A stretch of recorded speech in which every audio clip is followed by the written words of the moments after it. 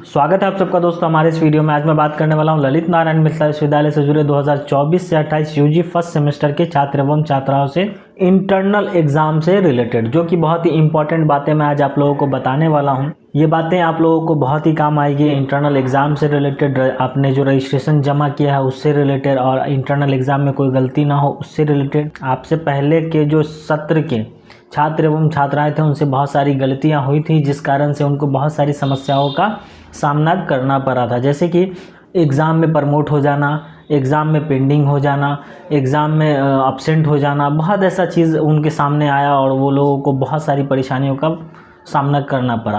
तो मैं नहीं चाहता हूं कि आप लोगों को ऐसा कुछ भी सामना करना पड़े, ऐसे परेशानियों का। इस कारण से मैं इस वीडियो के माध्यम से सभी चीज़ें मैं बताना चाहता हूं और कवर करना चाहता हूं। ज़्यादा से ज़्यादा चीज़ें मैं कोशिश करूंगा कि इस वीडियो के माध्यम से कवर करके मैं आप लोगों को जानकारी दूँ। मैं आज 3 कैटेगरी में आप लोगों को बांटा हूं, जितने भी 24-28 के छात्र एवं छात्राएं हैं। पहले कैटेगरी में वैसे छात्र एवं छात्राएं आते हैं जिन्होंने रजिस्ट्रेशन किया और रजिस्ट्रेशन करते वक्त कोई भी बदलाव नहीं किया। दूसरे कैटेगरी में ये आते हैं जिन्होंने रजिस्ट्रेशन किया और उसमें बदलाव किया अपने इच्छा अनुसार और महाविद्यालय में आवेदन दिया। तीसरे कैटेगरी में वैसे छात्र एवं छात्राएं आते हैं जो बदलाव वो चाहते थे परंतु वो बदलाव हुआ नहीं, गलती से, साइबर वाली की गलती से या किसी कारणवश उसमें गलती हो गई जो कि बच्चा नहीं चाहता है। वैसे छात्र एवं छात्राएं जो है तीसरी कैटेगरी में आते हैं। और एक बात मैं कवर करूंगा असाइनमेंट से रिलेटेड कि जितने भी छात्र एवं छात्राएं असाइनमेंट नहीं जमा किए हैं उनको क्या करना है, किस प्रकार से उनका असाइनमेंट जमा होगा। और एक चीज़ कवर करूंगा मैं जो कि एग्ज़ाम से रिलेटेड है। इंटरनल एग्ज़ाम आप लोगों का किस प्रकार से होगा, उसमें क्या गलती नहीं करनी है। तो चलिए शुरू करते हैं इस वीडियो को।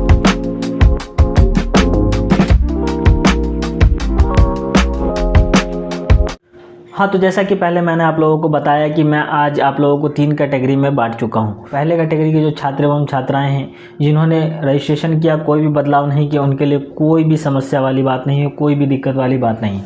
उनका अगर अटेंडेंस महाविद्यालय द्वारा, उनके डिपार्टमेंट द्वारा बन रहा है उस विषय में, तो उनको इत्मीनान रहना है और इंटरनल एग्ज़ाम में उसी विषय की जा करके परीक्षा देनी है। अब दूसरे कैटेगरी के जो छात्र एवं छात्राएं आते हैं जिन्होंने महाविद्यालय में काउंटर क्लर्क को आवेदन दिया था विषय बदलाव के संबंध में, उनका अगर डिपार्टमेंट द्वारा जो बदलाव किया हुआ विषय है उस विषय में अगर अटेंडेंस बन रहा है तो फिर दिक्कत वाली बात नहीं है, उसी विषय की आप परीक्षा दे देंगे। अन्यथा अगर आपका अटेंडेंस उस विषय में नहीं बन रहा है, तुरंत आप अपने काउंटर क्लर्क से संपर्क करें और उन्हें ये बात बताएं कि मेरा जो है अटेंडेंस उस विषय में नहीं बन रहा है जो मैंने बदलाव किया है, ताकि आपको इंटरनल एग्ज़ाम में वो समस्या ना हो।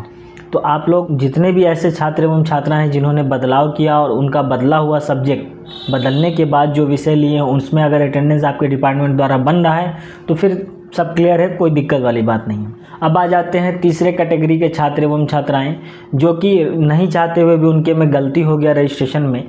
तो अगर उनका आवेदन आपके महाविद्यालय द्वारा एक्सेप्ट कर लिया गया है आपके काउंटर क्लर्क द्वारा और बोले हैं कि हो जाएगा, तो फिर आप उस विषय की परीक्षा देंगे। अन्यथा अगर वो मना कर रहे हैं तो आप उस विषय की परीक्षा नहीं देंगे, जो आपका बदला हुआ है वही आप देंगे। अब आ जाते हैं असाइनमेंट से रिलेटेड। जिन बच्चों ने असाइनमेंट जमा कर दिया है उनके लिए बहुत अच्छी बात है, और जिन बच्चों ने असाइनमेंट बना लिया है, अपने पास रखे हुए हैं और जमा नहीं किए हैं, और जो बच्चे बनाने वाले हैं उन सभी को मैं ये कहना चाहूँगा कि सभी लोग असाइनमेंट रेडी रखें।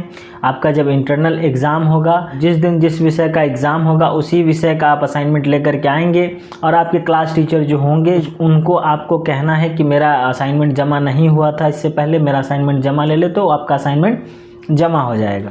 अब आ जाते हैं एग्जामिनेशन के ऊपर कि एग्जामिनेशन किस प्रकार से होगा। तो एग्जामिनेशन में साथियों सबसे इम्पॉर्टेंट है आपका यूनिवर्सिटी रोल नंबर, जो कि आपके रजिस्ट्रेशन में दिया गया है। जो रजिस्ट्रेशन नंबर है आपका वही है आपका विश्वविद्यालय रोल नंबर। मैंने इससे पहले वाले वीडियो में भी ये बात बताया है और फिर से बता रहा हूँ, इसलिए कि जो बच्चे नहीं जान रहे वो जान जाएंगे। जो आपका रजिस्ट्रेशन नंबर है वही आपका विश्वविद्यालय रोल नंबर है।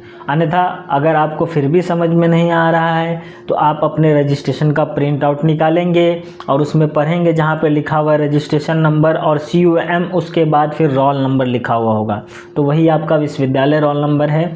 उसी के माध्यम से आपको परीक्षा देनी है। जैसे आप परीक्षा देने जाएंगे, जो आपका सीट प्लान मतलब जो प्रोग्राम सटा हुआ होगा, तो उसमें आप देखेंगे कि आपका यूनिवर्सिटी रोल के हिसाब से ही आपको आपका क्लास ढूंढना होगा कि मेरा किस क्लासरूम में परीक्षा होगी।